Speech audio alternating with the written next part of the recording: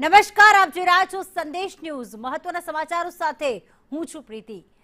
બાંગ્લાદેશી ઘૂસણખોરો સામે રાજ્યમાં mega drive હાલમાં ચાલી રહી છે।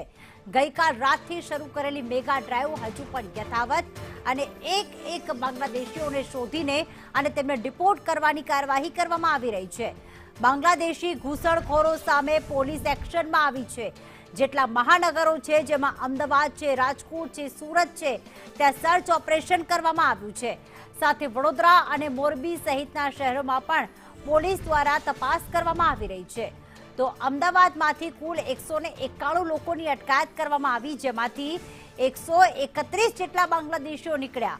અમદાવાદમાં ચંડોળા તળાવનો વિસ્તાર છે, ખોડિયારનગર વિસ્તાર છે, દાડી લીમડાનો આ વિસ્તાર છે કે જે વિસ્તારોમાં હાલમાં પોલીસ દ્વારા મેગા ડ્રાઈવ ચલાવીને કાર્યવાહી કરવામાં આવી રહી છે। સાથે રાજકોટ પોલીસની 10 ટીમો દ્વારા પણ સર્ચ ઓપરેશન કરવામાં આવી રહ્યું છે, જેમાં રાજકોટમાં રામનાથપરા, ભગવતીપરા સહિતના વિસ્તારોમાં ચેકિંગ કરવામાં આવી રહ્યું છે। 272 જેટલા બાંગ્લાદેશીઓની પૂછપરછ કરાઈ છે। તો સુરતના પણ અનેક વિસ્તારોમાં પોલીસ દ્વારા સર્ચ ઓપરેશન કરવામાં આવી રહ્યું છે।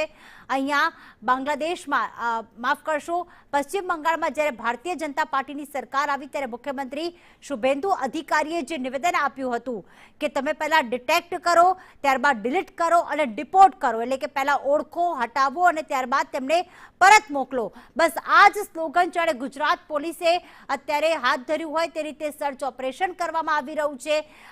ઓળખના પુરાવા માંગવામાં આવી રહ્યા છે। કેટલાક શંકાસ્પદ લોકો એવા છે કે જેમની ઓળખ હજી કરવામાં આવી રહી છે।